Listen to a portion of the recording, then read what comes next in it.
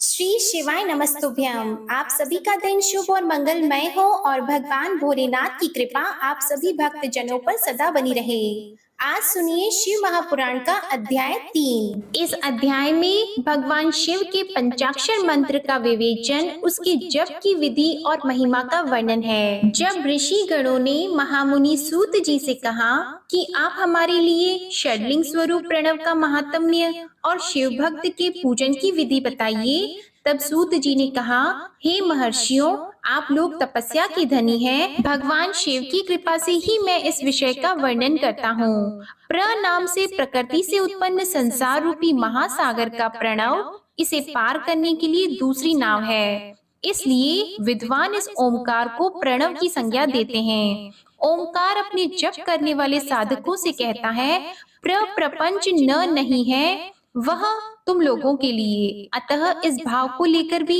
ज्ञानी पुरुष ओम को प्रणव नाम से जानते हैं। इसका दूसरा भाव यह है, प्रकर्षेण न नयेत वह युष्मान मोक्षम इति वा प्रणवः, अर्थात यह तुम सब उपासकों को बलपूर्वक मोक्ष तक पहुंचा देगा। इस अभिप्राय से भी इसे ऋषि मुनि प्रणव कहते हैं।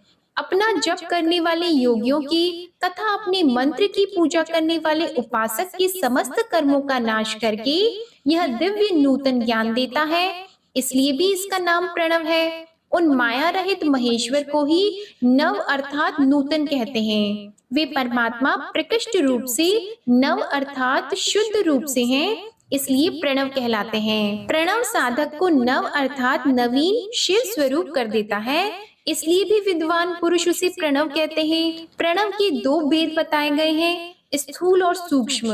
एक अक्षर रूप जो ओम है उसे सूक्ष्म प्रणव जानना चाहिए और नमः शिवाय इस 5 अक्षर वाले मंत्र को स्थूल प्रणव समझना चाहिए। जिसमें 5 अक्षर व्यक्त नहीं है वह सूक्ष्म है और जिसमें 5 अक्षर सुस्पष्ट रूप से व्यक्त है वह स्थूल है। जीवान मुक्त पुरुष के लिए सूक्ष्म प्रणव के जप का विधान है, वहीं उसके लिए समस्त साधनों का सार है। जब शरीर नष्ट हो जाता है तब वह पूर्ण ब्रह्म स्वरूप शिव को प्राप्त कर लेता है, यह सुनिश्चित है। जो केवल मंत्र का जप करता है उसे निश्चय ही योग की प्राप्ति होती है। जिसने 36 करोड़ मंत्र का जप कर लिया हो उसे अवश्य ही योग प्राप्त हो जाता है। हे द्विजों, मनुष्य 1000 मंत्रों के जप करने से नित्य शुद्ध होता है।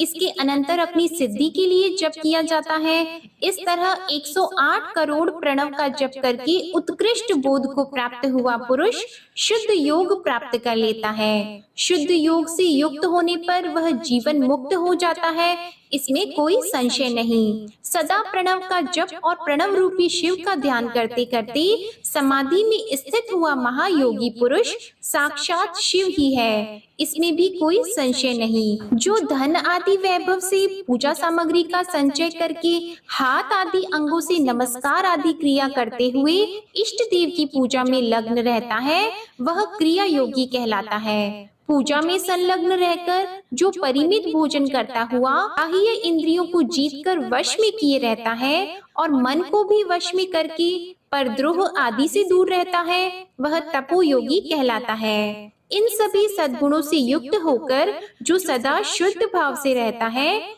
तथा समस्त काम आदि दोषों से रहित होकर शांत चित्त से निरंतर जप किया करता है उसे महात्मा पुरुष जप योगी मानते हैं। जो मनुष्य 16 प्रकार के उपचारों से शिव योगी महात्माओं की पूजा करता है वह शुद्ध होकर सालोक्य आदि के क्रम से उत्तरोत्तर उत्कृष्ट मुक्ति को प्राप्त करता है। हे द्विजों, अब मैं जप योग का वर्णन करता हूँ, आप ध्यान पूर्वक सुने।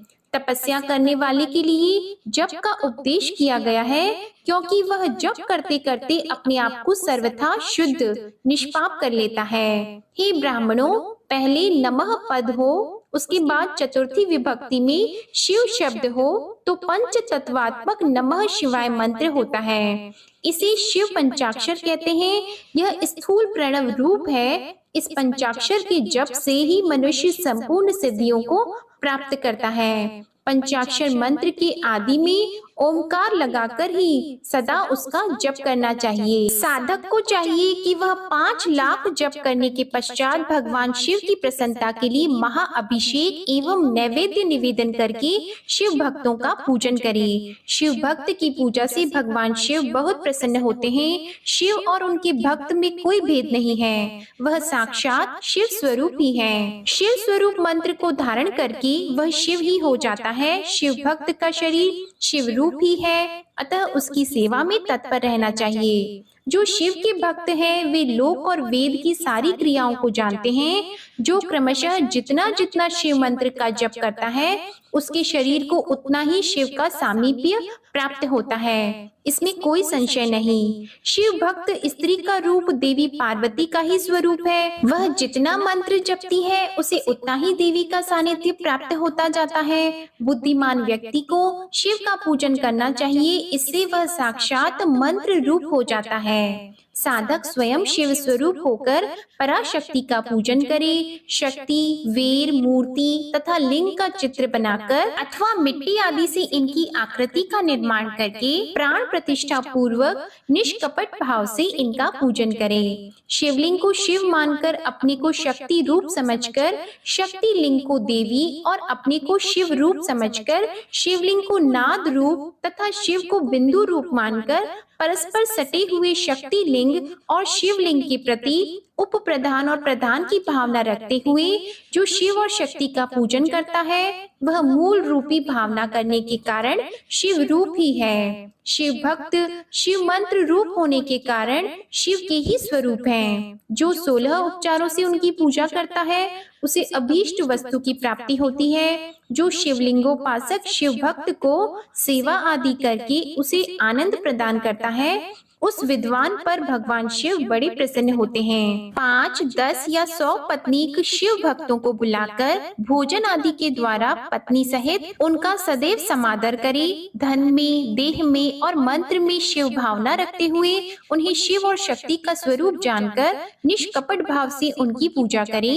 ऐसा करने वाला पुरुष शिव शक्ति स्वरूप होकर इस भूतल पर फिर जन्म नहीं लेता है। शिव भक्त की नाभि के नीचे का भाग ब्रह्मा भाग तथा नाभि के ऊपर कंठ पर्यंत तक का भाग विष्णु भाग और मुख शिवलिंग स्वरूप कहा गया है। मृत्यु के पश्चात जिनका देह आदि संस्कार हुआ हो अथवा जो देह आदि संस्कार से रहित हो उन पितरों के उद्देश्य से शिव को ही आदि पितर मानकर उनकी पूजा करनी चाहिए। पुनः आदि माता शिव की शक्ति की पूजा करके शिव भक्तों का पूजन करना चाहिए। ऐसा करने वाला पुरुष मरने के पश्चात क्रमशः पितृलोक को प्राप्त करता है, तदंतर उसे मुक्ति प्राप्त हो जाती है। 10 क्रियावान पुरुषों से युक्त योगियों की अपेक्षा एक तपोयुक्त प्राणी श्रेष्ठ होता है। 100 तपोयुक्तों की अपेक्षा एक जप युक्त जापक विशिष्ट होता है। सहस्त्र जप युक्त जापकों की अपेक्षा एक शिव ज्ञानी का विशेष महत्व है। अतः जो मनुष्य शिव शक्ति और शिव भक्त की पूजा भक्ति पूर्वक करता है वह शिव स्वरूप होकर सदैव कल्याण को प्राप्त करता है। तब ऋषि गणों ने पूछा कि हे सूत जी, सर्वज्ञों में श्रेष्ठ बंधन और मोक्ष का स्वरूप क्या है, यह हमें बताइए। सूत जी बोले, हे महर्षियों, मैं बंधन और मोक्ष का स्वरूप तथा मोक्ष के उपाय का वर्णन करता हूँ, आप लोग ध्यान पूर्वक सुने। जो प्रकृति आदि 8 बंधनों से बंधा हुआ है वह जीव बद्ध कहलाता है और जो उन 8 बंधनों से छूटा हुआ है उसे मुक्त कहते हैं। प्रकृति आदि को वश में कर लेना मोक्ष कहलाता है। बंधन आगंतुक है और मोक्ष स्वतः सिद्ध है। बद्ध जीव जब बंधन से मुक्त हो जाता है तब उसे मुक्त जीव कहते हैं। शरीर को स्थूल, सूक्ष्म और कारण के भेद से 3 प्रकार का जानना चाहिए। स्थूल शरीर जो जागृत अवस्था में व्यापार कराने वाला, सूक्ष्म शरीर जागृत और स्वप्न अवस्थाओं में इंद्रिय भोग प्रदान करने वाला तथा कारण शरीर सुषुप्ता अवस्था में आत्म आनंद की अनुभूति कराने वाला कहा गया है। जीव को उसके अनुसार सुख दुख प्राप्त होते हैं।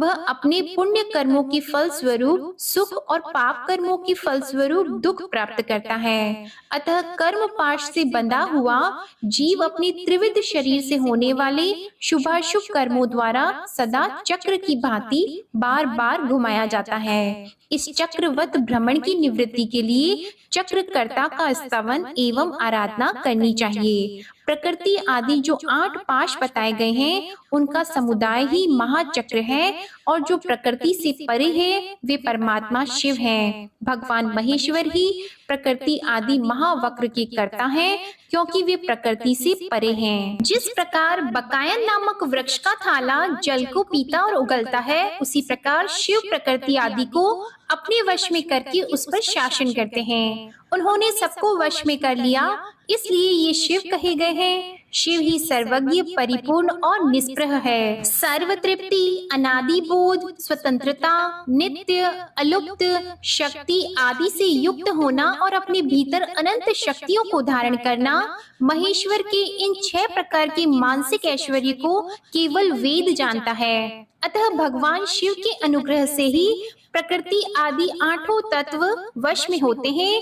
भगवान शिव का कृपा प्रसाद प्राप्त करने के लिए उन्हीं का पूजन करना चाहिए। शिव तो परिपूर्ण है, निष्प्रह है, उनकी पूजा कैसे हो सकती है? इसका उत्तर यह है कि भगवान शिव के उद्देश्य से उनकी प्रसन्नता के लिए किया हुआ सत्कर्म उनके कृपा प्रसाद को प्राप्त कराता है। शिवलिंग, शिव की प्रतिमा तथा शिव भजन, शिव भावना करके उनकी प्रसन्नता के लिए पूजा करनी चाहिए। वह पूजन शरीर से, मन से, वाणी से और धन से भी किया जा सकता है। उस पूजा से प्रकृति से परे महेश्वर पूजक पर विशेष कृपा करते हैं, यह सत्य है। शिव की कृपा से कर्म आदि सभी बंधन अपने वश में हो जाते हैं और कर्म से लेकर प्रकृति पर्यंत सब कुछ जब वश में हो जाता है तब वह जीव मुक्त कहलाता है और स्व आत्मा आराम रूप से विराजमान होता है। परमेश्वर शिव की कृपा से जब कर्म जनित शरीर अपने वश में हो जाता है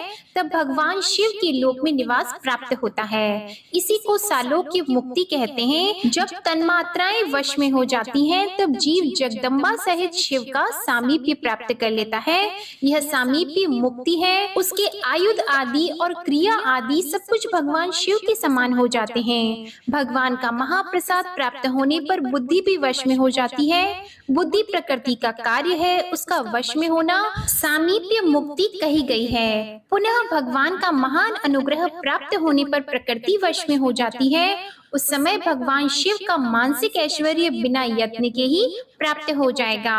सर्वज्ञता आदि जो शिव के ऐश्वर्य हैं, उन्हें पाकर मुक्त पुरुष अपनी आत्मा में ही विराजमान होता है। वेद और शास्त्रों में श्रद्धा रखने वाले विद्वान पुरुष इसी को सायुज्य मुक्ति कहते हैं। इस प्रकार लिंग आदि में शिव की पूजा करने से मुक्ति स्वतः प्राप्त होती है। इसलिए शिव का कृपा प्रसाद प्राप्त करने के लिए तत्संबंधी क्रिया आदि के द्वारा उन्हीं का पूजन करना चाहिए। शिव क्रिया, शिव तप, शिव मंत्र जप, शिव ज्ञान और शिव ध्यान के लिए सदा उत्तरोत्तर अभ्यास बढ़ाना चाहिए। प्रतिदिन प्रातः काल से रात को सोते समय तक और जन्म काल से मृत्यु पर्यंत सारा समय भगवान शिव के चिंतन में ही बिताना चाहिए। साध्योजात आदि मंत्रों तथा नाना प्रकार के पुष्पों से जो शिव की पूजा करता है वह शिव को प्राप्त होता है। ऋषिगण बोलते हैं, हे सुव्रत, अब आप लिंग आदि में शिव जी की पूजा का विधान बताइए।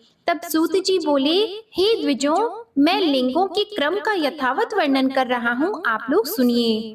यह प्रणव ही समस्त अभीष्ट वस्तुओं को देने वाला प्रथम लिंग है। उसे सूक्ष्म प्रणव रूप समझिए। सूक्ष्म लिंग निष्कल होता है और स्थूल लिंग सकल पंचाक्षर मंत्र को ही स्थूल लिंग कहते हैं। उन दोनों प्रकार के लिंगों का पूजन तप कहलाता है। वे दोनों ही लिंग साक्षात मोक्ष देने वाले हैं। पौरुष लिंग और प्रकृति लिंग के रूप में बहुत से लिंग हैं। उन्हें भगवान शिव ही विस्तार पूर्वक बता सकते हैं, दूसरा उसे कोई नहीं जानता। पृथ्वी के विकार भूत जो लिंग ज्ञात हैं, उनको मैं आपको बता रहा हूँ। उनमें प्रथम स्वयंभू लिंग, दूसरा विंदु लिंग, तीसरा प्रतिष्ठित लिंग, चौथा चर लिंग और पांचवा गुरु लिंग है। देव ऋषियों की तपस्या से संतुष्ट होकर उनके समीप प्रकट होने से पृथ्वी के अंतर्गत बीज रूप से व्याप्त हुए भगवान शिव वृक्षों के अंकुर की भांति भूमि को भेद कर नादलिंग रूप में व्याप्त हो जाते हैं। वे स्वतः व्यक्त हुए शिव ही स्वयं प्रकट होने के कारण स्वयंभू नाम धारण करते हैं।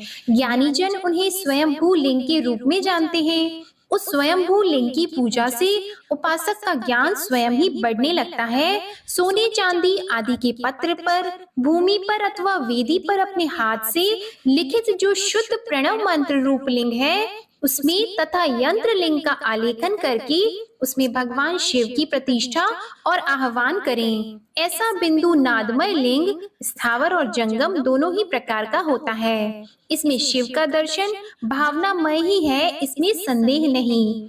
जिसको जहाँ भगवान शंकर के प्रकट होने का विश्वास हो, उसके लिए वहीं प्रकट होकर वे अभीष्ट फल प्रदान करते हैं। अपने हाथ से लिखे हुए यंत्र में तथा अकृत्रिम स्थावर आदि में भगवान शिव का आह्वान करके 16 उपचारों से उनकी पूजा करें। ऐसा करने से साधक स्वयं ही ऐश्वर्य को प्राप्त करता है और इस साधन के अभ्यास से उसको ज्ञान भी प्राप्त होता है। देवताओं और ऋषियों ने आत्मसिद्धि के लिए अपने हाथ से वैदिक मंत्रों के उच्चारण पूर्वक शुद्ध मंडल में शुद्ध भावना द्वारा जिस उत्तम शिवलिंग की स्थापना की है, उसे पौरुष लिंग कहते हैं तथा वही प्रतिष्ठित लिंग कहलाता है। उस लिंग की पूजा करने से सदा पौरुष ऐश्वर्य की प्राप्ति होती है।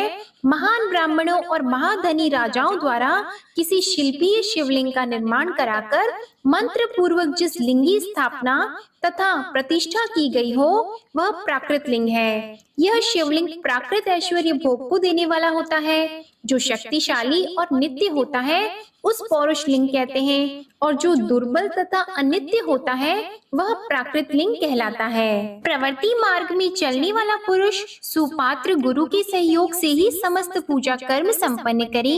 इष्ट देव का अभिषेक करने के पश्चात अघनी के चावल से बनी हुई खीर आदि पकवानों द्वारा नैवेद्य अर्पण करे। पूजा के अंत में शिवलिंग को पधराकर घर के भीतर पृथक संपुट में स्थापित करें। जो निवृत्ति मार्गी पुरुष है उनके लिए हाथ पर ही शिवलिंग पूजा का विधान है। उन्हें भिक्षा आदि से प्राप्त हुए अपने भोजन को ही नैवेद्य रूप में निवेदित करना चाहिए। निवृत्त पुरुषों के लिए सूक्ष्म लिंग ही श्रेष्ठ होता है। वे विभूति द्वारा पूजन करें और विभूति को ही नैवेद्य रूप से निवेदित भी करें। पूजा करके उस लिंग को सदा अपने मस्तक पर धारण करें। विभूति 3 प्रकार की होती है, लोकाग्नि जनित, वेदाग्नि जनित और शिवाग्नि जनित। लोकाग्नि जनित या लौकिक भस्म को द्रव्यों की शुद्धि के लिए लाकर रखें। मिट्टी, लकड़ी और लोहे के पात्रों की, धान्यों की, तिल आदि द्रव्यों की, वस्त्र आदि की तथा पर्युषित वस्तुओं की शुद्धि भस्म से होती है। वस्तु विशेष की शुद्धि के लिए यथा योग्य सजल अथवा निर्जल भस्म का उपयोग करना चाहिए। वेदाग्नि जनित जो भस्म है उसको उन वैदिक कर्मों के अंत में धारण करना चाहिए। मंत्र और क्रिया से जनित जो होम कर्म है वह अग्नि में भस्म का रूप धारण करता है। उस भस्म को धारण करने से वह कर्म आत्मा में आरोपित हो जाता है। अघोर मूर्तिधारी शिव का जो अपना मंत्र है उसे पढ़कर बेल की लकड़ी को जलाएं। उस मंत्र से अभिमंत्रित अग्नि को शिवाग्नि कहा गया है। उसके द्वारा जले हुए काष्ठ का जो भस्म है वह शिवाग्नि जनित है। कपिला गाय के गोबर अथवा गाय मात्र के गोबर को तथा शमी, पीपल, पलाश, वट, अमलतास और बिल्व इनकी लकड़ियों को शिव अग्नि से जलाएं। वह शुद्ध भस्म शिवाग्नि जनित माना गया है।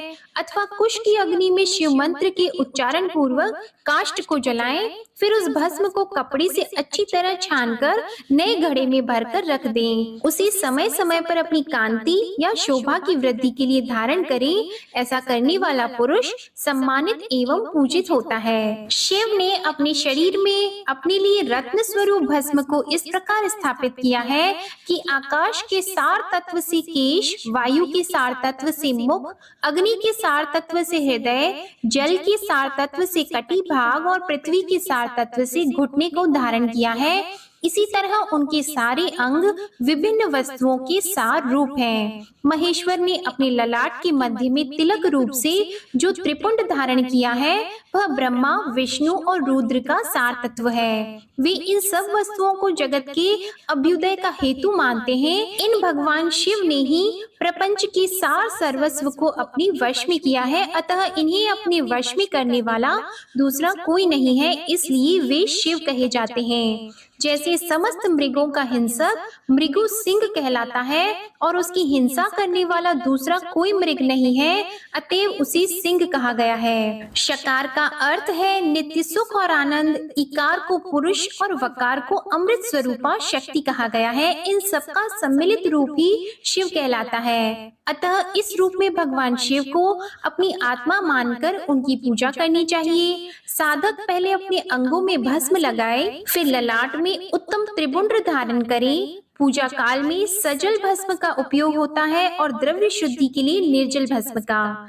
दिन हो अथवा रात्रि, नारी हो या पुरुष, पूजा करने के लिए उसे भस्म जल सहित ही त्रिपुंड रूप में ललाट पर धारण करना चाहिए। जल मिश्रित भस्म को त्रिपुंड रूप में धारण कर जो व्यक्ति शिव की पूजा करता है उसे सांग शिव की पूजा का फल तुरंत प्राप्त होता है, यह सुनिश्चित है। जो प्राणी शिव मंत्र के द्वारा भस्म को धारण करता है वह सभी ब्रह्मचर्य, गृहस्थ, वानप्रस्थ तथा संन्यास आश्रमों में श्रेष्ठ होता है। उसे शिवाश्रमी कहा जाता है क्योंकि वह एकमात्र शिव को ही परम श्रेष्ठ मानता है। जो गुणों का रोध करता है वह गुरु है। यह गुरु शब्द का विग्रह कहा गया है। गुणातीत परम शिव राजस आदि सविकार गुणों का अवरोध करते हैं, दूर हटाते हैं, इसलिए वे सबके गुरु रूप का आश्रय लेकर स्थित है। गुरु विश्वासी शिष्यों के तीनों गुणों को पहले दूर करके उन्हें शिव तत्व का बोध कराते हैं, इसलिए वे गुरु कहलाते हैं। अतः बुद्धिमान शिष्य को उन गुरु के शरीर को गुरु लिंग समझना चाहिए। गुरु जी की सेवा करने से गुरु लिंग की पूजा होती है। तन, मन और वाणी से की गई गुरु सेवा से शास्त्र ज्ञान प्राप्त होता है। सुशील शिष्य को शरीर धारण करके सभी साधन गुरु को अर्पित करके और अन्न का पहला पाक उन्हें समर्पित करके उनकी आज्ञा लेकर भोजन करना चाहिए। शिष्य को निरंतर गुरु के सानिध्य के कारण पुत्र कहा जाता है। उसे अपने पिता स्वरूप गुरु की सेवा करनी चाहिए। शरीर को उत्पन्न करने वाला पिता तो संसार प्रपंच में पुत्र को डुबाता है। ज्ञान देने वाला गुरु रूप पिता संसार सागर से पार कर देता है। इन दोनों पिताओं के अंतर को जानकर गुरु रूप पिता की अपने कमाए धन से तथा अपने शरीर से विशेष सेवा पूजा करनी चाहिए। गुरु की पूजा ही परमात्मा शिव की पूजा होती है।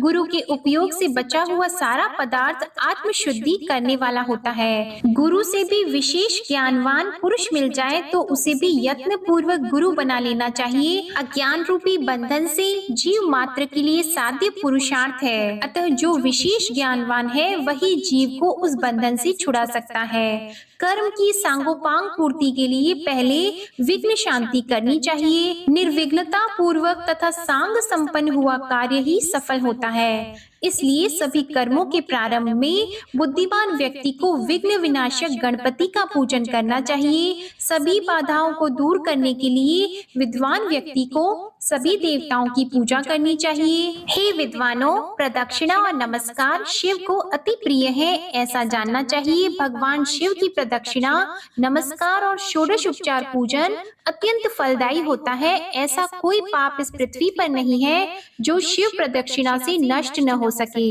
इसलिए प्रदक्षिणा का आश्रय लेकर सभी पापों का नाश कर लेना चाहिए। जो शिव की पूजा में तत्पर होते हैं वह मौन रहें, सत्य आदि गुण संयुक्त होकर तथा क्रिया, जप, तप, जल और ध्यान से एक एक अनुष्ठान करता रहे। ऐश्वर्य, दिव्य शरीर की प्राप्ति, ज्ञान का उदय, अज्ञान का निवारण और भगवान भगवान शिव के सामीप्य का लाभ ये क्रमशः क्रिया आदि के फल हैं। निष्काम कर्म के करने से अज्ञान का निवारण हो जाने के कारण शिव भक्त पुरुष उसके यथोक्त फल को पाता है। शिव भक्त पुरुष देश काल शरीर और धन के अनुसार यथा योग्य क्रिया आदि का अनुष्ठान करे, न्याय उपार्जित उत्तम धन से निर्वाह करते हुए विद्वान पुरुष शिव के स्थान में निवास करे, जीव हिंसा आदि से रहित और अत्यंत क्लेश शून्य जीवन बिताते हुए पंचाक्षर मंत्र जप से अभिमंत्रित अन्न और जल को सुख स्वरूप माना गया है, अथवा यह भी कहते हैं कि दरिद्र पुरुष के लिए भिक्षा से प्राप्त हुआ अन्न ज्ञान देने वाला होता है। शिव भक्त को भिक्षान प्राप्त हो तो वह शिव भक्ति को बढ़ाने वाला होता है। शिव योगी पुरुष भिक्षान को शंभु सत्र कहते हैं। जिस किसी भी उपाय से जहाँ कहीं भी भूतल पर शुद्ध अन्न का भोजन करते हुए सदा मौन भाव से रहे और अपने साधन का रहस्य किसी पर प्रकट न करे, भक्तों के समक्ष ही शिव के महात्म्य को प्रकाशित करे। शिव मंत्र के रहस्य को भगवान शिव ही जानते हैं, दूसरा और कोई नहीं जान पाता। शिव भक्त को सदा शिवलिंग के आश्रित होकर वास करना चाहिए। हे ब्राह्मणों, शिवलिंगाश्रय के प्रभाव से वह भक्त भी शिव रूप ही हो जाता है। चर लिंग की पूजा करने से वह अवश्य ही मुक्त होता है। अतः हे विज्ञजनों, जो मनुष्य इस अध्याय का पाठ करता है अथवा जो इसे सुनता है वह भगवान शिव की कृपा से शिव ज्ञान को प्राप्त कर लेता है। ऋषिगण बोले, हे सूत जी, आप चिरंजीवी होए, आप धन्य हैं जो परम शिव भक्त है। आपने शुभ फल को देने वाली शिवलिंग की महिमा सम्यक प्रकार से बताई है। अब आप व्यास जी द्वारा वर्णित भगवान शिव की सर्वोत्कृष्ट पार्थिव लिंग की महिमा का वर्णन करें। सूत जी बोले, हे महर्षियों, मैं शिव के पार्थिव लिंग की महिमा बता रहा हूँ, आप लोग भक्ति और आदर सहित इसका श्रवण करें। हे द्विजों, अभी तक बताए हुए सभी शिवलिंगों में पार्थिव लिंग सर्वोत्तम होती है। उसकी पूजा करने से अनेक भक्तों को सिद्धि प्राप्त हुई है। हे ब्राह्मणों, ब्रह्मा विष्णु प्रजापति तथा अनेक ऋषियों ने पार्थिव लिंग की पूजा करके अपना संपूर्ण अभीष्ट प्राप्त किया है। देव, असुर, मनुष्य, गंधर्व, नाग, राक्षस गण और अन्य प्राणियों ने भी उसकी पूजा करके परम सिद्धि प्राप्त की है। सत्य युग में माणी लिंग, त्रेता युग में स्वर्ण लिंग, द्वापर युग में पारद लिंग और कलयुग में पार्थिव लिंग को श्रेष्ठ कहा गया है। भगवान शिव की सभी 8 मूर्तियों में पार्थिव मूर्ति श्रेष्ठ होती है। किसी अन्य द्वारा न पूजी हुई नव निर्मित पार्थिव मूर्ति की पूजा करने से तपस्या से भी अधिक फल मिलता है। जैसे सभी देवताओं में शंकर ज्येष्ठ और श्रेष्ठ कहे जाते हैं, उसी प्रकार सभी लिंग मूर्तियों में पार्थिव लिंग श्रेष्ठ कहा जाता है। जैसे सभी नदियों में गंगा ज्येष्ठ और श्रेष्ठ कही जाती है, वैसे ही सभी लिंग मूर्तियों में पार्थिव लिंग श्रेष्ठ कहा जाता है। जैसे सभी मंत्रों में प्रणव ओम महान कहा जाता है, उसी प्रकार शिव का यह पार्थिव लिंग श्रेष्ठ, आराध्य तथा पूजनीय होता है। जैसे सभी वर्णों में ब्राह्मण श्रेष्ठ कहा जाता है, उसी प्रकार सभी लिंग मूर्तियों में पार्थिव लिंग श्रेष्ठ होता है। जैसे सभी पुरियों में काशी को श्रेष्ठतम कहा गया है, वैसे ही सभी शिवलिंगों में पार्थिव लिंग श्रेष्ठ होता है।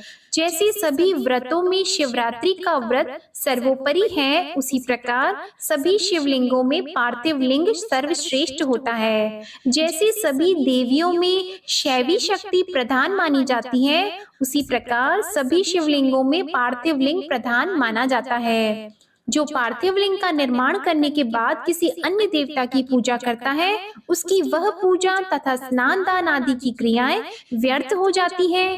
पार्थिव पूजन अत्यंत पुण्यदायी तथा सब प्रकार से धन्य करने वाला, दीर्घ आयुष्य देने वाला होता है। यह तुष्टि, पुष्टि और लक्ष्मी प्रदान करने वाला है।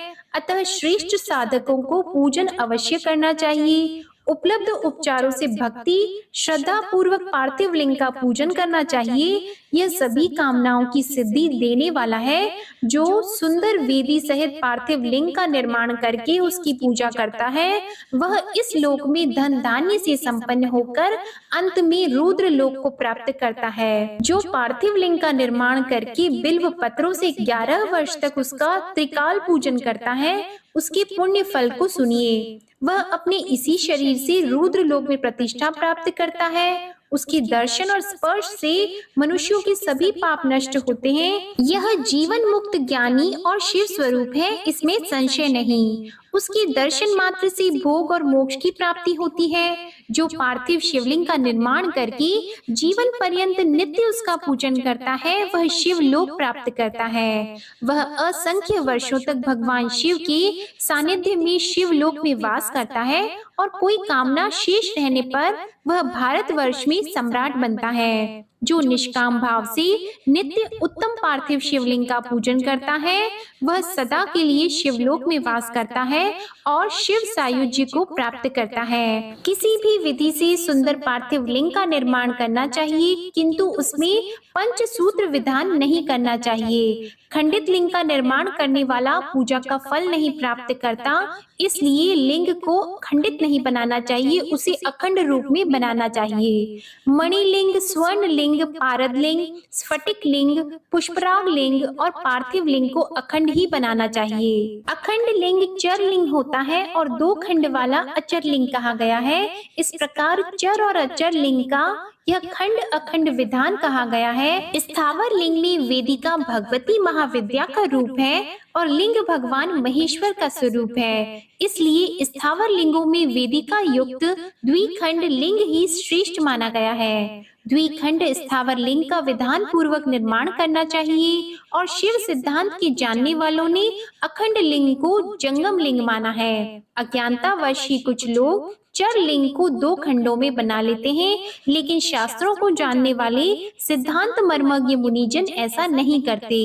जो मुनिजन अचर लिंग को अखंड तथा चर लिंग को द्विखंड रूप में बनाते हैं, उन्हें शिव पूजा का फल प्राप्त नहीं होता। इसलिए अत्यंत प्रसन्नता पूर्वक शास्त्रोक्त विधि चर लिंग को अखंड तथा अचर लिंग को द्विखंड बनाना चाहिए। अखंड चर लिंग में की गई पूजा से संपूर्ण फल की प्राप्ति होती है और द्विखंड चर लिंग की पूजा महान अनिष्टकर कही गई है। उसी प्रकार अखंड अचर लिंग की पूजा से कामना सिद्ध नहीं होती, उससे तो अनिष्ट प्राप्त होता है, ऐसा शास्त्रज्ञ विद्वानों ने कहा है। इसके बाद सूत जी बोले, हे महर्षियों, अब मैं वैदिक कर्म के प्रति श्रद्धा भक्ति रखने वाले लोगों के लिए वेदोक्त मार्ग से ही पार्थिव पूजा की पद्धति का वर्णन करता हूँ। सूत जी महर्षि गणों से कहते हैं, हे महर्षियों, अब मैं वैदिक कर्म के प्रति श्रद्धा भक्ति रखने वाले लोगों के लिए वेदोक्त मार्ग से पार्थिव पूजा की पद्धति का वर्णन करता हूँ।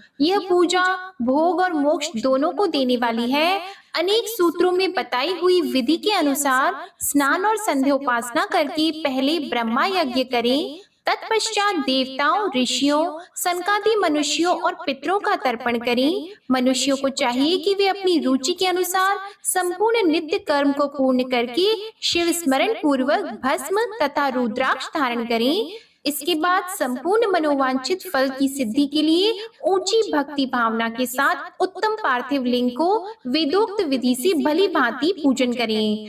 नदी या तालाब के किनारे, पर्वत पर, वन में, शिवालय में अथवा किसी पवित्र स्थान में पार्थिव पूजा करने का विधान होता है। हे ब्राह्मणों, शुद्ध स्थान से निकाली हुई मिट्टी को यत्न पूर्वक लाकर बड़ी सावधानी के साथ शिवलिंग का निर्माण करें और ब्राह्मण के लिए श्वेत, क्षत्रिय के लिए लाल, वैश्य के लिए पीली और शूद्र के लिए काली मिट्टी से शिवलिंग बनाने का विधान है, अथवा जहाँ जो मिट्टी मिल जाए उसी से शिवलिंग बनाएं। शिवलिंग बनाने के लिए प्रयत्न पूर्वक मिट्टी का संग्रह करके उस शुभ मृत्तिका को अत्यंत शुद्ध स्थान में रखें। फिर उसकी शुद्धि करके जल से सान कर पिंड बना ले और वेदोक्त मार्ग से धीरे धीरे सुंदर पार्थिव लिंग की रचना करें। तत्पश्चात भोग और मोक्ष रूप फल की प्राप्ति के लिए भक्ति पूर्वक उसका पूजन करें। ओम नमः शिवाय इस मंत्र का उच्चारण करते हुए समस्त पूजन सामग्री का प्रोक्षण करें और उस पर जल छिड़कें।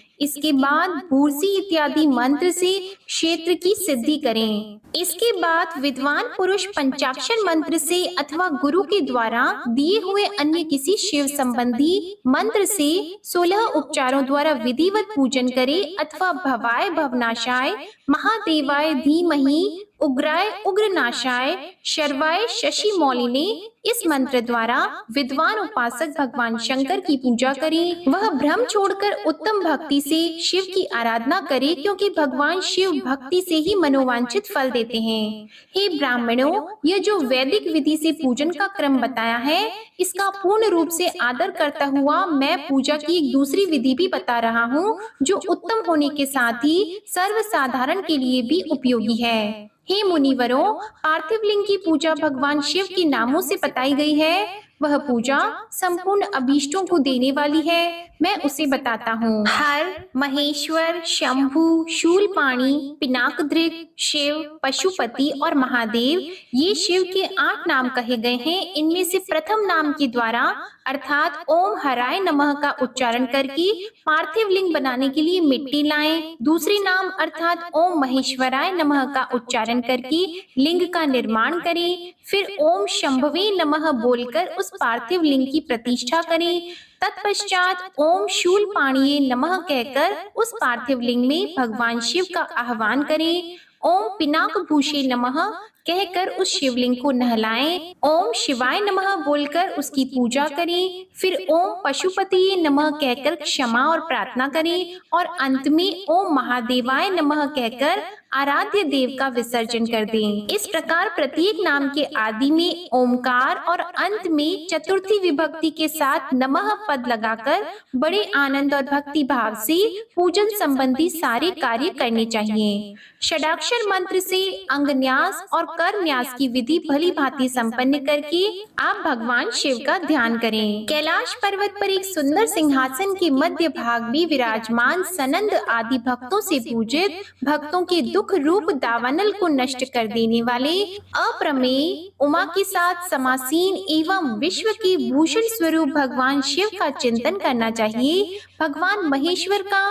प्रतिदिन इस प्रकार ध्यान करें। उनकी अंग कांति चांदी के पर्वत की भांति गौर है। वे अपने मस्तक पर मनोहर चंद्रमा का मुकुट धारण करते हैं। रत्नों के आभूषण धारण करने से उनका श्री अंग और भी उद्भासित हो उठता है। उनके 4 हाथों में परशु, मृग मुद्रा, वर एवं अभय मुद्रा सुशोभित हैं। वे सदा प्रसन्न रहते हैं। कमल के आसन पर बैठे हुए देवता लोग चारों ओर खड़े होकर उनकी स्तुति कर रहे हैं। उन्होंने वस्त्र के रूप में व्याघ्र चर्म धारण कर रखा है। वे इस विश्व के आदि हैं, बीज रूप हैं, सबका समस्त भय हर लेने वाले हैं। उनके 5 मुख हैं और प्रत्येक मुखमंडल में 3-3 नेत्र हैं। इस प्रकार ध्यान करके तथा उत्तम पार्थिव लिंग का पूजन करके गुरु के दिए हुए पंचाक्षर मंत्र का विधि पूर्वक जप करें। हे विप्रवरों, विद्वान पुरुष को चाहिए कि वह देवेश्वर शिव को प्रणाम करते हुए नाना प्रकार की स्तुतियों द्वारा उनका स्तवन करे तथा शतरुद्रीय अध्याय के मंत्रों का पाठ करे।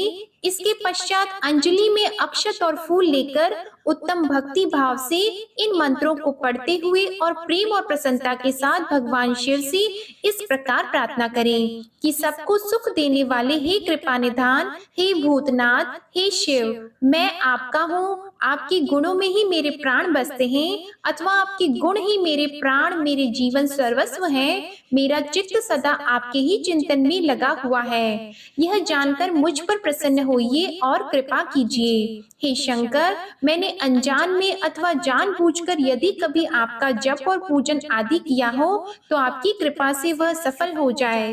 हे गौरीनाथ, मैं इस समय महान पापी हूँ और आप सदा से ही परम महान पतित पावन हैं। इस बात का विचार करके आप जैसा चाहें वैसा करें। हे महादेव, हे सदाशिव, वेदों, पुराणों और नाना प्रकार के शास्त्रीय सिद्धांतों और विभिन्न महर्षियों ने भी अब तक आपको पूर्ण रूप से नहीं जाना है, तो फिर मैं कैसे जान सकता हूँ। हे महेश्वर, मैं जैसा हूँ वैसा ही उसी रूप में संपूर्ण भाव से आपके आश्रित हूँ, इसलिए आपसे रक्षा पाने के योग्य हूँ। हे परमेश्वर, आप मुझ पर प्रसन्न होइए। हे मुने, इस प्रकार प्रार्थना करके हाथ में लिए हुए अक्षत और पुष्प को भगवान शिव के ऊपर चढ़ाकर उन शंभु देव को भक्ति भाव से विधि पूर्वक साष्टांग प्रणाम करें। इसके बाद शुद्ध बुद्धि वाले उपासक को शास्त्रोक्त विधि से इष्ट देव की परिक्रमा करनी है। फिर श्रद्धा पूर्वक स्तुतियों द्वारा देवेश्वर शिव की स्तुति करें। इसके बाद गला बजाकर पवित्र एवं विनीत चित्त वाला साधक भगवान को प्रणाम करे, फिर आदर पूर्वक विज्ञप्ति करे और उसके बाद विसर्जन करे। हे मुनिवरों, इस प्रकार विधि पूर्वक पार्थिव पूजा बताई गई है, जो भोग और मोक्ष को देने वाली और भगवान शिव के प्रति भक्ति भाव को बढ़ाने वाली है। जो मनुष्य इस अध्याय का शुद्ध चित्त से पाठ एवं श्रवण करता है, वह सभी पापों से मुक्त होकर सभी मनोकामनाओं को प्राप्त करता है। यह उत्तम कथा दीर्घ आयुष्य, आरोग्य, यश, स्वर्ग, पुत्र पौत्र आदि सभी सुखों को प्रदान करने वाली है। ऋषिगण बोले, हे महामुनि सूत जी, हमने पहले सुना है कि भगवान शिव को अर्पित किया गया नैवेद्य आग्राह्य होता है, अतएव नैवेद्य के विषय में निर्णय और बिल्व पत्र का महात्म्य कहिए। तब सूत जी ने कहा, हे मुनियों, मैं इसे प्रेम पूर्वक कहता हूँ। जो शिव का भक्त, पवित्र, शुद्ध, सद्वती और दृढ़ निश्चयी है, उसे शिव नैवेद्य अवश्य करना चाहिए। शिव नैवेद्य को देखने मात्र से ही सभी पाप दूर हो जाते हैं और शिव का नैवेद्य भक्षण करने से तो करोड़ों पुण्य स्वतः आ जाते हैं। भगवान शिव का नैवेद्य खाने से तो शिव सायुज्य की प्राप्ति भी हो जाती है। जिस घर में शिव को नैवेद्य लगाया जाता है या अन्यत्र से शिव को समर्पित नैवेद्य प्रसाद रूप में आ जाता है, वह घर पवित्र हो जाता है और वह अन्य को भी पवित्र करने वाला हो जाता है। आए हुए शिव नैवेद्य को प्रसन्नता पूर्वक सिर झुकाकर ग्रहण करके भगवान शिव का स्मरण करते हुए उसे खा लेना चाहिए। आए हुए शिव नैवेद्य को दूसरे समय में ग्रहण करूंगा, ऐसी भावना करके जो मनुष्य उसे ग्रहण करने में विलंब करता है, उसे पाप भी लग सकता है। जिसमें शिव नैवेद्य ग्रहण करने की इच्छा उत्पन्न नहीं होती, वह महान पापी होता है और निश्चित रूप से नरक को जाता है। हृदय में अवस्थित शिवलिंग या चंद्रकांत मणि हुए शिवलिंग अथवा स्वर्ण या चांदी से बनाए गए शिवलिंग को समर्पित किया गया नैवेद्य शिव की दीक्षा लिए भक्त को खाना ही चाहिए, ऐसा भी कहा गया है। इतना ही नहीं, शिव दीक्षित भक्त समस्त शिवलिंगों के लिए समर्पित महाप्रसाद रूप शुभ शिव नैवेद्य को खा सकता है। जिन मनुष्यों ने अन्य देवताओं की दीक्षा ली है और शिव की भक्ति में वे अनुरक्त रहते हैं, उनके लिए शिव नैवेद्य के भक्षण के विषय में निर्णय को प्रेम पूर्वक आप सब सुने। हे ब्राह्मणों, शालिग्राम में उत्पन्न शिवलिंग, रसलिंग, पाषाण लिंग, रजत लिंग, स्वर्ण लिंग, देवों और सिद्ध मुनियों के द्वारा प्रतिष्ठित शिवलिंग, केसर के बने हुए लिंग, रत्न लिंग और ज्योतिर्लिंग आदि समस्त शिवलिंगों के लिए समर्पित नैवेद्य का भक्षण करना चांद्रायण व्रत के समान फल देने वाला कहा गया है। यदि ब्रह्मा हत्या करने वाला भी पवित्र होकर शिव का पवित्र निर्माल्य धारण करता है और उसे खा लेता है, उसके संपूर्ण पाप भी शीघ्र ही नष्ट हो जाते हैं। जहाँ चंड का अधिकार हो, वहाँ शिवलिंग के लिए समर्पित नैवेद्य का भक्षण मनुष्य को नहीं करना चाहिए। जहाँ चंड का अधिकार न हो, वहाँ भक्ति पूर्वक भक्षण करना चाहिए। बाण लिंग, लौह लिंग, सिद्ध लिंग, स्वयंभू लिंग और अन्य समस्त प्रतिमाओं में चंड का अधिकार नहीं होता। जो विधि पूर्वक शिवलिंग को स्नान कराकर उस स्नान जल को 3 बार पीता है, उसके समस्त पाप शीघ्र ही नष्ट हो जाते हैं। आग्राह्य शिव नैवेद्य, पत्र, पुष्प, फल और जल, यह सब शालिग्राम शिला के स्पर्श से पवित्र हो जाते हैं। हे मुनीश्वरों, शिवलिंग के ऊपर जो भी द्रव्य चढ़ाया जाता है वह आग्राह्य है और जो लिंग के स्पर्श से बाहर है उसे अत्यंत पवित्र जानना चाहिए। हे मुनि श्रेष्ठों, इस प्रकार मैंने शिव नैवेद्य का निर्णय कह दिया है। अब आप सावधानी से बिल्व पत्र की महात्म्य को आदर पूर्वक सुने। बिल्व वृक्ष तो महादेव स्वरूप है, देवों के द्वारा भी इसकी स्तुति की गई है, अतः जिस किसी प्रकार से उसकी महिमा को जाना जा सकता है। संसार में जितने भी प्रसिद्ध तीर्थ हैं, वे सब तीर्थ बिल्व के मूल में निवास करते हैं। जो पुण्यात्मा बिल्व वृक्ष के मूल में लिंग रूपी अव्यय भगवान महादेव की पूजा करता है, वह निश्चित रूप से शिव को प्राप्त कर लेता है। जो प्राणी बिल्व वृक्ष के मूल में शिव जी के मस्तक पर अभिषेक करता है, वह समस्त तीर्थों में स्नान करने का फल प्राप्त करके पृथ्वी पर पवित्र हो जाता है। इस बिल्व वृक्ष के मूल में बने हुए उत्तम थाले को जल से परिपूर्ण देखकर भगवान शिव अत्यंत प्रसन्न होते हैं। जो व्यक्ति गंध पुष्प आदि से बिल्व वृक्ष के मूल का पूजन करता है वह शिव लोक को प्राप्त करता है और उसके संतान और सुख की अभिवृद्धि होती है। जो मनुष्य बिल्व वृक्ष के मूल में आदर पूर्वक दीपमाला का दान करता है वह तत्व ज्ञान से संपन्न होकर महादेव के सानिध्य को प्राप्त हो जाता है। जो बिल्व शाखा को हाथ से पकड़कर उसके 9 पल्लव को ग्रहण करके बिल्व की पूजा करता है वह समस्त पापों से मुक्त होता है। जो पुरुष भक्ति पूर्वक बिल्व वृक्ष के नीचे एक शिव भक्त को भोजन कराता है उसे करोड़ों मनुष्यों को भोजन कराने का पुण्य प्राप्त होता है। जो बिल्व वृक्ष के नीचे दूध और घी से युक्त अन्न शिव भक्त को प्रदान करता है वह दरिद्र नहीं रहता। हे ब्राह्मणों, इस प्रकार मैंने सांगोपांग शिवलिंग के पूजन विधान को कह दिया है। इसमें भी प्रवृत्तों और निवृत्तों के लिए 2 भेद हैं। प्रवृत्ति मार्गियों के लिए पीठ पूजा इस भूतल पर संपूर्ण अभीष्ट वस्तुओं को देने वाली होती है। प्रवृत्त मनुष्य को चाहिए कि सुपात्र गुरु आदि के द्वारा ही सारी पूजा संपन्न करें। शिवलिंग का अभिषेक करने के पश्चात अघनी अन्न से नैवेद्य लगाना चाहिए और पूजा के अंत में उस शिवलिंग को किसी शुद्ध पुट यानी कि डिब्बे में रख देना चाहिए अथवा किसी दूसरे शुद्ध घर में स्थापित कर देना चाहिए। निवृत्ति मार्गी उपासकों के लिए हाथ पर ही शिव पूजा का विधान है। उन्हें भिक्षा आदि से प्राप्त अपने भोजन को ही नैवेद्य रूप में अर्पित करना चाहिए। निवृत्ति मार्गियों के लिए परात पर सूक्ष्म लिंग ही श्रेष्ठ बताया गया है। उन्हें यह चाहिए कि विभूति से ही वे पूजा करें और विभूति का ही नैवेद्य शिव भगवान को प्रदान करें। पूजा करने के पश्चात उस विभूति स्वरूप लिंग को सिर पर सदा धारण करना चाहिए। अब ऋषिगण सूत जी से बोले, हे महाभाग व्यास शिष्य सूत जी, आपको नमस्कार है। अब आप परम उत्तम भस्म महात्म्य का विस्तार पूर्वक वर्णन कीजिए। भस्म महात्म्य, रुद्राक्ष महात्म्य तथा उत्तम नाम महात्म्य, इन तीनों का परम प्रसन्नता पूर्वक प्रतिपादन कीजिए और हमारे हृदय को आनंदित कीजिए। सूत जी बोले, इस संसार में कल्याणकारी परम देव स्वरूप भगवान शिव जिनके देवता हैं, ऐसे आप सबके लिए यह शिव की कथा अत्यंत प्रिय है। वे ही धन्य और कृतार्थ हैं, उन्हीं का शरीर धारण करना भी सफल है और उन्होंने ही अपने कुल का उद्धार कर लिया है जो शिव की उपासना करते हैं। जिनके मुख में भगवान शिव का नाम है, जो अपने मुख से सदा शिव शिव इस नाम का उच्चारण करते रहते हैं, पाप उनका उसी तरह स्पर्श नहीं करते जैसे खदिर वृक्ष के अंगार को छूने का साहस कोई भी प्राणी नहीं कर सकता। हे शिव, आपको नमस्कार है। श्री शिवाय नमस्तुभ्यम। जिस मुख से ऐसा उच्चारण होता है वह मुख समस्त पापों का विनाश करने वाला पावन तीर्थ बन जाता है। जो मनुष्य प्रसन्नता पूर्वक उस मुख का दर्शन करता है उसे निश्चय ही तीर्थ सेवन जनित फल प्राप्त होता है। हे ब्राह्मणों, शिव का नाम, शिव की विभूति, भस्म तथा रुद्राक्ष, ये तीनों त्रिवेणी के समान परम पुण्य वाले माने गए हैं। जहाँ ये तीनों शुभतर वस्तुएं सर्वदा रहती हैं, उसकी दर्शन मात्र से मनुष्य त्रिवेणी स्नान का फल पा लेता है। जिसके शरीर पर भस्म, रुद्राक्ष और मुख में शिव नाम, ये तीनों नित्य विद्यमान रहते हैं, उसका पाप विनाशक दर्शन संसार में दुर्लभ है। उस पुण्यात्मा का दर्शन त्रिवेणी के समान है। भगवान शिव का नाम गंगा है, विभूति यमुना मानी गई है और रुद्राक्ष को सरस्वती कहा गया है। इन तीनों की संयुक्त त्रिवेणी समस्त पापों का नाश करती है।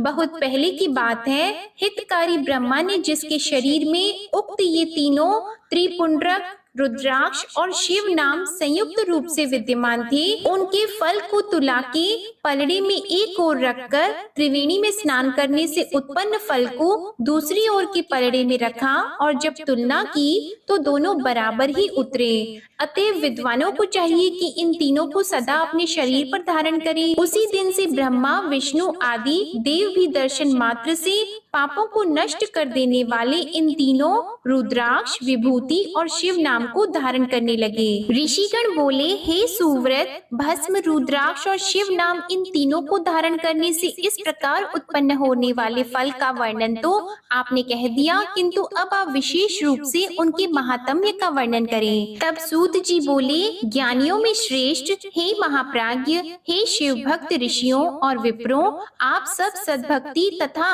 आदर पूर्वक उक्त भस्म, रुद्राक्ष और शिव नाम इन तीनों का महात्म्य सुने। शास्त्रों, पुराणों और श्रुतियों में भी इनका महात्म्य अत्यंत गूढ़ कहा गया है। हे विप्रो, आप सबके स्नेहवश इस समय मैं उस रहस्य को खोलकर प्रकाशित करता हूँ। हे श्रेष्ठ ब्राह्मणों, इस ब्रह्मांड में जो कुछ है वह सब तो केवल महेश्वर ही जानते हैं। हे विप्रगण, मैं अपनी श्रद्धा भक्ति के अनुसार संक्षेप से भगवान की महिमा का कुछ वर्णन करता हूँ।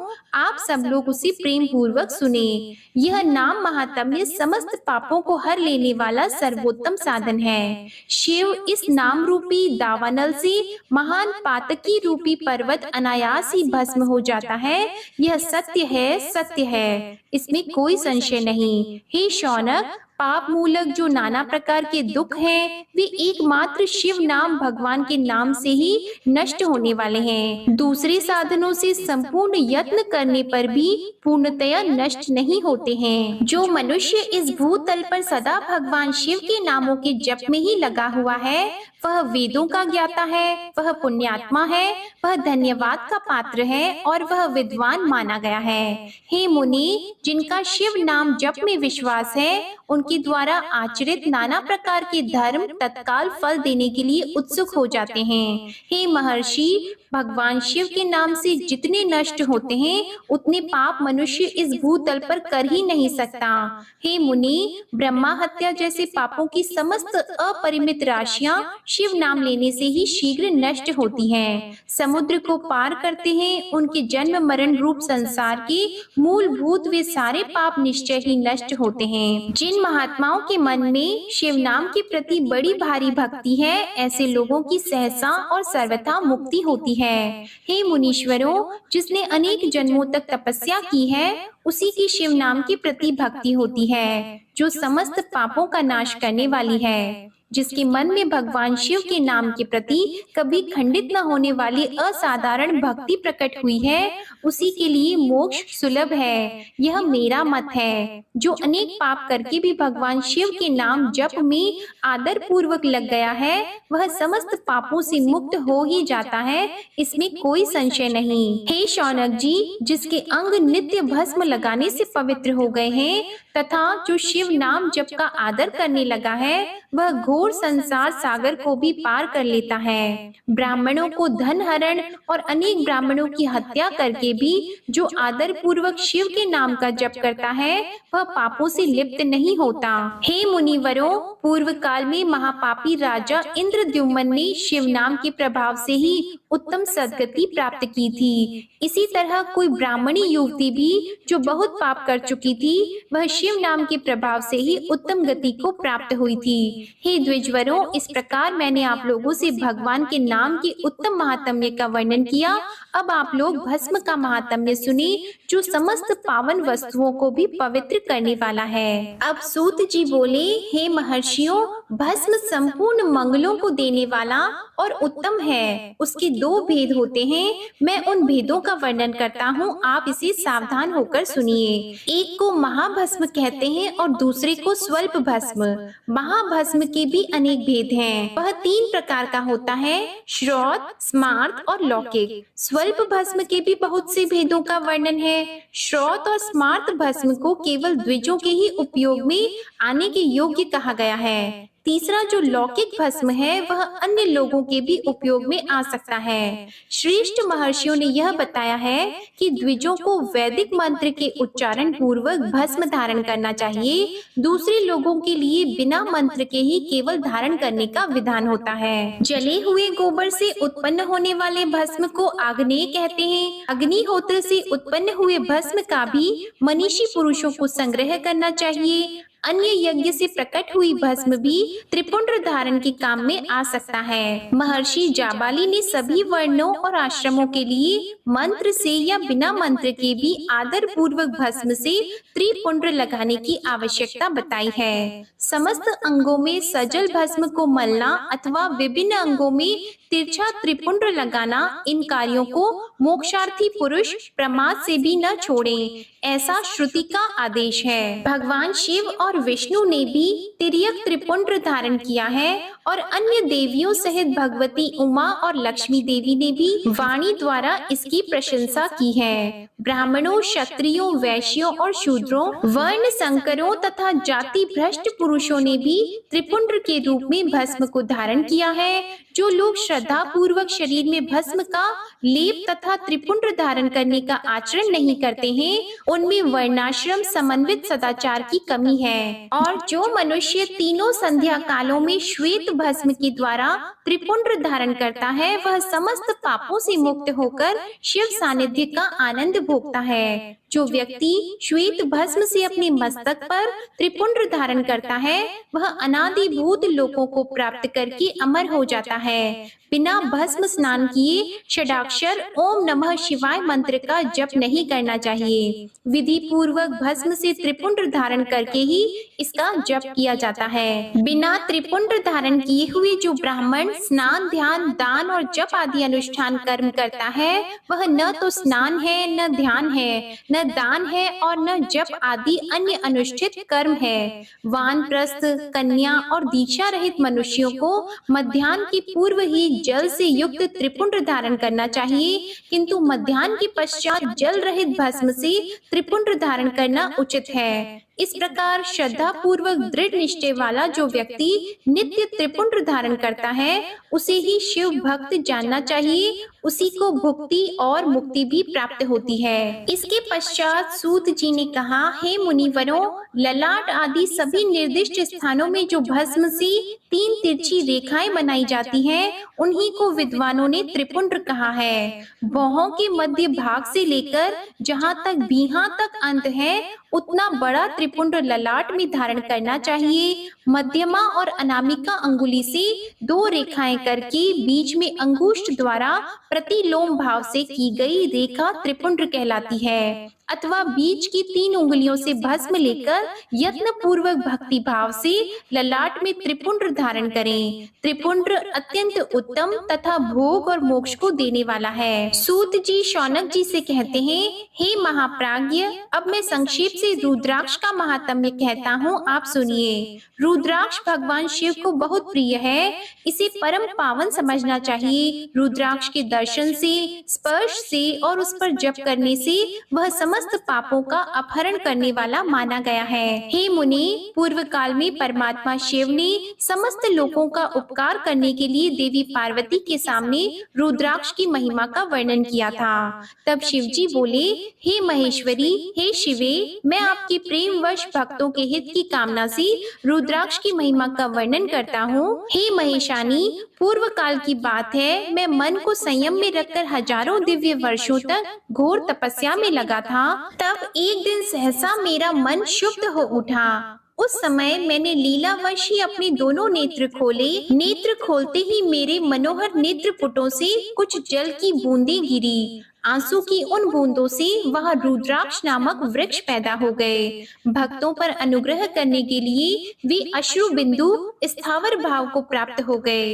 वे स्वाक्ष मैंने विष्णु भक्तों को और चारों वर्णों के लोगों को बांट दिए। भोग और मोक्ष की इच्छा रखने वाले चारों वर्णों के लोगों और विशेषतः शिव भक्तों को शिव पार्वती की प्रसन्नता के लिए रुद्राक्ष के फलों को अवश्य धारण करना चाहिए। हे महेश्वरी, जो रुद्राक्ष बेर के फल के बराबर होता है, वह उतना छोटा होने पर भी लोक में फल देने वाला तथा सुख सौभाग्य की वृद्धि करने वाला होता है। जो रुद्राक्ष आंवले के फल के बराबर होता है, वह समस्त अरिष्टों का विनाश करने वाला होता है। और जो गुंजा फल के समान बहुत छोटा होता है, वह संपूर्ण मनोरथों और फलों की सिद्धि करने वाला होता है। रुद्राक्ष जैसे जैसे छोटा होता है, वैसे वैसे अधिक वह फल देने वाला होता है। एक छोटे रुद्राक्ष को विद्वानों ने एक बड़ी रुद्राक्ष से 10 गुना अधिक फल देने वाला बताया है। पापों का नाश करने के लिए रुद्राक्ष धारण करना आवश्यक होता है। वह निश्चय ही संपूर्ण अभीष्ट मनोरथों का साधक है, अतः उसे अवश्य ही धारण करना चाहिए। हे महेश्वरी, जिस रुद्राक्ष में अपने आप ही डोरा पिरोने के योग्य छिद्र हो गया हो, वही यहाँ उत्तम माना गया है। जिसमें मनुष्य के प्रयत्न से छेद किया गया हो, वह मध्यम श्रेणी का होता है। रुद्राक्ष धारण बड़े बड़े पातकों का नाश करता है। हे देवेश्वरी, ध्यान और ज्ञान से रहित होने पर भी जो मनुष्य रुद्राक्ष धारण करता है, वह संपूर्ण पापों से मुक्त होकर परम गति को प्राप्त होता है। भगवान विष्णु आदि देवताओं के भक्तों को भी निसंदेह इसे धारण करना चाहिए। रुद्र भक्तों के लिए तो विशेष रूप से रुद्राक्ष धारण करना आवश्यक है। एक मुख वाला रुद्राक्ष साक्षात शिव का स्वरूप होता है। वह भोग और मोक्ष रूपी फल प्रदान करता है। उसके दर्शन मात्र से ही ब्रह्मा हत्या का पाप भी नष्ट हो जाता है। जहाँ रुद्राक्ष की पूजा होती है, वहाँ से लक्ष्मी दूर नहीं जाती है। उस स्थान के सारे उपद्रव नष्ट हो जाते हैं और वहाँ रहने वाले लोगों की संपूर्ण कामनाएं पूर्ण होती हैं। दो मुख वाला रुद्राक्ष देव देवेश्वर कहा गया है। वह संपूर्ण कामनाओं और फलों को देने वाला है। वह विशेष रूप से गो हत्या का पाप नष्ट करता है। तीन मुख वाला रुद्राक्ष सदा साक्षात साधन का फल देने वाला है। चार मुख वाला रुद्राक्ष साक्षात ब्रह्मा का रूप है और उसके दर्शन और स्पर्श से शीघ्र ही धर्म, अर्थ और काम, मोक्ष इन चारों पुरुषार्थों की प्राप्ति होती है। पांच मुख वाला रुद्राक्ष साक्षात काल अग्नि रुद्र रूप है। वह सब कुछ करने में समर्थ, सबको मुक्ति देने वाला और संपूर्ण मनोवांछित फल प्रदान करने वाला है। छह मुख वाला रुद्राक्ष कार्तिकेय का स्वरूप है। यदि दाहिनी भाव में उसे धारण किया जाए तो धारण करने वाले मनुष्य ब्रह्मा हत्या आदि पापों से मुक्त हो जाता है। और हे महेश्वरी, सात मुख वाला रुद्राक्ष अनंग नाम से प्रसिद्ध है।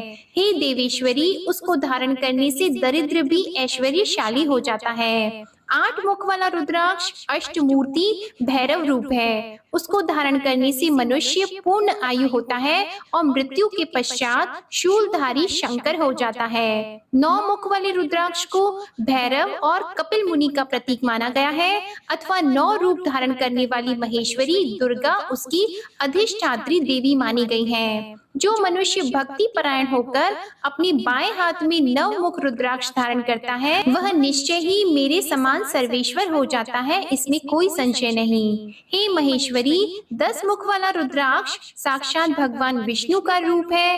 हे देवेश्वरी, उसको धारण करने से मनुष्य की संपूर्ण कामनाएं पूर्ण होती हैं। 11 मुख वाला जो रुद्राक्ष है वह रुद्र रूप है। उसको धारण करने से मनुष्य सर्वत्र विजयी होता है। 12 मुख वाले रुद्राक्ष को केश प्रदेश में धारण करें। उसको धारण करने से मानो मस्तक पर 12 आदित्य विराजमान हो जाते हैं। 13 मुख वाला रुद्राक्ष विश्व देवों का स्वरूप है। उसको धारण करके मनुष्य संपूर्ण अभीष्टों को प्राप्त करता है और सौभाग्य मंगल लाभ करता है। 14 मुख वाला जो रुद्राक्ष है वह परम शिव रूप है। उसे भक्ति पूर्वक मस्तक पर धारण करें, इससे समस्त पापों का नाश हो जाता है। हे गिरिराज कुमारी, इस प्रकार मुखों के भेद से रुद्राक्ष के 14 भेद होते हैं। हे पार्वती, रुद्राक्ष मालाधारी पुरुष को देखकर मैं शिव, भगवान विष्णु, देवी दुर्गा, गणेश, सूर्य और अन्य देवता भी प्रसन्न हो जाते हैं। हे महेश्वरी, इस प्रकार रुद्राक्ष की महिमा को जानकर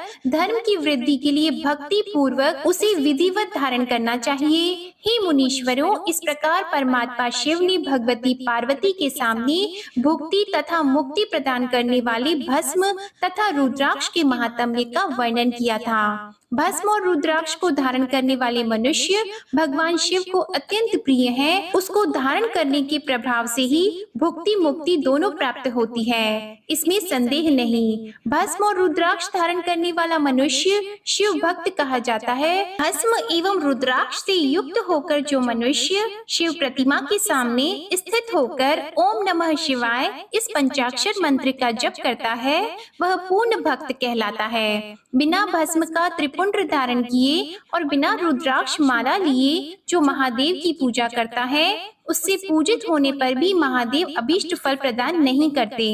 हे मुनीश्वर, सभी कामनाओं को परिपूर्ण करने वाले भस्म और रुद्राक्ष के महात्म्य को मैंने आपको सुनाया। जो इस रुद्राक्ष और भस्म के महात्म्य को भक्ति पूर्वक सुनता है, उसकी सभी कामनाएं पूर्ण हो जाती हैं। वह पुत्र पौत्र आदि के साथ इस लोक में सभी प्रकार के सुख भोग कर अंत में मोक्ष को प्राप्त होता है और भगवान शिव का अति प्रिय हो जाता है। हे मुनीश्वरों, इस प्रकार मैंने भगवान शिव की आज्ञा के अनुसार उत्तम मुक्ति देने वाली विद्वेश्वर संहिता आपके समक्ष कही है। जय भोलेनाथ। आज का अध्याय समाप्त हुआ। इसके आगे का वृतांत आप अगले अध्याय में सुनिएगा। इसी के साथ आज आप हमारे चैनल पर सावन मास महात्म्य की कथा भी जरूर सुनिएगा। ओम नमः शिवाय।